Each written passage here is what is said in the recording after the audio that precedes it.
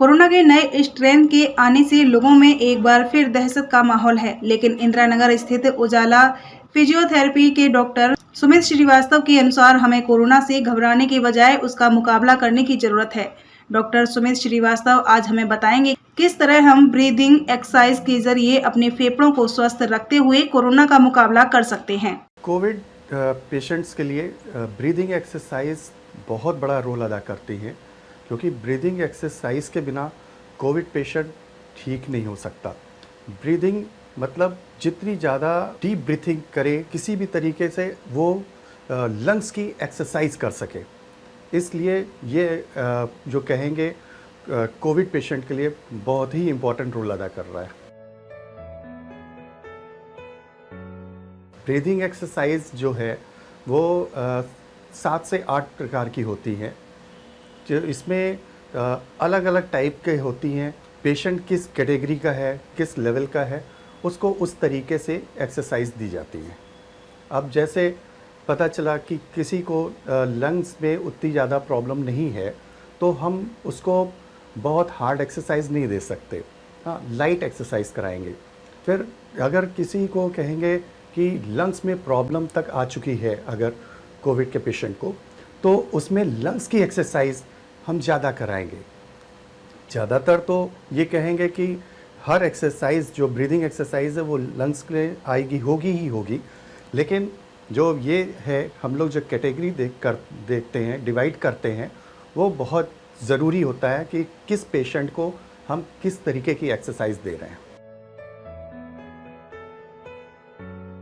अब जैसे पेशेंट हैं, उनको किस तरीके से हम कौन सी एक्सरसाइज दे रहे हैं। हाँ, अब है डीप ब्रीथिंग एक्सरसाइज।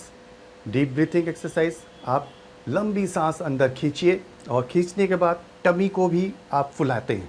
जैसे ही पेट फूलता है, आप अंदर तक सांस रोकते हैं और रोकने के बाद फिर धीरे धीरे धीरे धीरे आप उसको छोड़ते हैं, बाहर निकालते हैं। ये बहुत अच्छी एक्सरसाइज है। दूसरी एक्सरसाइज आपकी आती है नॉस्ट्रिल के थ्रू।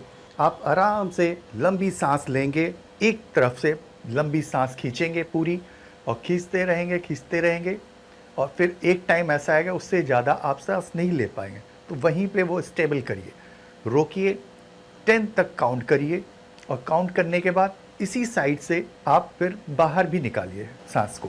धीरे धीरे आपने निकाला, ये आपकी सेकेंड एक्सरसाइज हो गई। फिर इसी तरीके से आप दूसरे साइड भी यही करेंगे, लंबी सांस खींचेंगे, रोकेंगे, 10 तक काउंट करेंगे और बाहर निकालेंगे। ये आपकी दूसरी एक्सरसाइज। फिर आप लंबी सांस लेके और मुंह से बाहर निकालेंगे। ये आपकी और अच्छी एक्सरसाइज हुई। एक के बाद एक ये एक्सरसाइज हम लोग देते हैं, ताकि पेशेंट में इम्प्रूवमेंट होता ही जाए और लंग्स का वर्क होता जाए। जितना ज़्यादा अच्छा लंग्स का वर्क होगा, उतना ही पेशेंट की रिकवरी फास्ट होगी। ब्रीदिंग एक्सरसाइज ज़्यादातर लोग कर सकते हैं, ज़्यादा पेशेंट कर सकते हैं। ख़ासतौर कोविड पेशेंट अगर है तो वो ब्रीदिंग एक्सरसाइज करते रहें, उससे बहुत इम्प्रूवमेंट होने वाला है। इसीलिए जहाँ कहीं जिस हॉस्पिटल में भी होता है, ब्रीदिंग एक्सरसाइज पे बहुत फोकस किया जाता है कि पेशेंट कितने से कितना ज़्यादा ब्रीदिंग एक्सरसाइज करे। हम लोग भी जब पहुंचते हैं हॉस्पिटल में, क्लिनिक पे, कहीं पे भी, तो हम लोग भी अलग अलग टाइप से एक्सरसाइज कराते हैं, और ज़्यादातर पेशेंट्स को हम लोग ये एक्सरसाइज देते ही देते हैं। अब ना के बराबर ही पेशेंट है जो नहीं कर सकता है, क्योंकि जो बहुत ज़्यादा सीरियस है वो तो कर ही नहीं सकता है, और जिसमें भी कोविड का है असर, वो सबको एक्सरसाइज करना ही करना है, ब्रीदिंग एक्सरसाइज। सावधानी यही कि आप हर एक्सरसाइज को बहुत ही आराम से करें। बहुत जल्दी कोई एक्सरसाइज नहीं करनी होती है। अब आप जैसे खींचे निकाल दिए, खींचे निकाल दिए, जल्दी में कोई एक्सरसाइज नहीं करनी है। आराम आराम से करिए। जितना आराम से एक्सरसाइज करेंगे, उतना ही लंग्स आपका अच्छे से वर्क करेगा और उतना ही वो पूरी तरह फूलेगा और पिचकेगा। ये चीज़ लंग्स को करना ही करना है। अगर ये जितना अच्छे से कराते जाएंगे, उतना ही आपका वो स्ट्रांग हो जाएगा लंग। एक बहुत अच्छी एक्सरसाइज है रेस्पिरोमीटर से। अगर आप इससे एक्सरसाइज करते हैं तो बहुत अच्छा रहेगा, वो भी आपके आंखों के सामने रहेगा। ये एक्सरसाइज आप बड़े आराम से कर सकते हैं और अपने आप ही करेंगे। तो इसमें क्या है कि ये देखिए, इस तरीके से मुंह में लगाएंगे, इसको अंदर की तरफ खींचेंगे, जो आपने ऐसे स्ट्रेट रखा, और ये पाइप आपके मुंह में रहेगा और इसको अंदर खींचिए।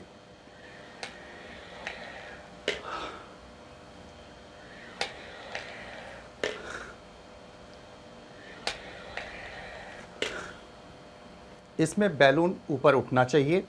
हाँ, आप अंदर की तरफ सांस खींच के बैलून को, ये सोचेंगे बॉल को ऊपर की तरफ खींच उठेगी, और ये देखेंगे 2 बॉल अगर उठ रही हैं तो आप ठीक हैं। अगर नहीं उठ रही है तो परेशानी की बात है, उसमें और आपको फोकस करना पड़ेगा, ध्यान देना पड़ेगा। इसी को आप उल्टा करेंगे और फिर उसके बाद फूकेंगे, कस के इसी में आप फूकेंगे।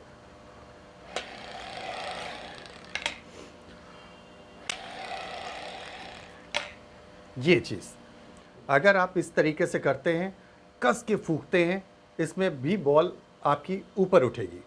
ऊपर उठ रही है तो, और 1 बॉल उठ रही है, 2 बॉल उठ रही है, आप ठीक है। अगर नहीं उठ रही है तो इस पर और फोकस करिए, और भी ताकत से हवा इसमें ब्लो करिए, जिसके कारण बॉल ऊपर उठे।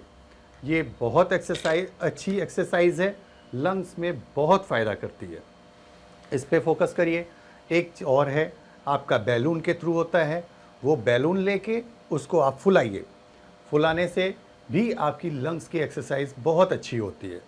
एक और एक्सरसाइज आपकी आती है जिसमें होता है, आप कैंडल रखिए अपने सामने और उसको जलाइए।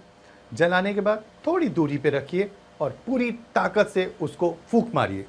फूंक मार के उसको बुझाना होता है। एक एक करके 3 से 4 कैंडल आप इसी तरीके से फूंक मार के बुझाएंगे, तो उससे भी आपकी लंग्स की बहुत अच्छी एक्सरसाइज हो जाएगी। जैसे एक ये सारी एक्सरसाइज बहुत इम्पॉर्टेंट और अच्छी एक्सरसाइज है। आप लोग फोकस करिए, इसको करते रहिए और फिट रहिए। कोविड पेशेंट में एक और हम लोग का बहुत इम्पोर्टेंट रोल होता है, वो ये कि चेस्ट फिजियोथेरेपी। चेस्ट फिजियोथेरेपी बहुत फ़ायदेमंद फिजियोथेरेपी है। हर आईसीयू में हर पेशेंट को ये चेस्ट फिजियोथेरेपी इसलिए दी जाती है क्योंकि जहाँ कहीं स्पूटम बलगम, जो बलगम होता है वो जम जाता है, उसको लूज़ करने के लिए चेस्ट फिजियोथेरेपी दी जाती है। जैसे कि हल्का सा हाथ को ऐसे रोल किया जाता है और चेस्ट पे हल्के हल्के इसको दिया जाता है। जैसे जैसे दिया जा रहा है, पूरे में दिया जाता है, आगे भी दिया जाता है, बैक साइड में भी पूरा किया जाता है। ये धीरे धीरे करके बलगम को ढीला करता है। ढीला के होने के बाद वो अपने पेशेंट को खांसी भी बहुत बार आ जाती है फिर चेस्ट फिजियोथेरेपी करने में, और उसी टाइम निकल जाता है। बलगम निकलने से काफ़ी आराम फिर पेशेंट को मिलता है। इसलिए चेस्ट फिजियोथेरेपी भी बहुत फ़ायदेमंद है, बहुत लाभकारी है।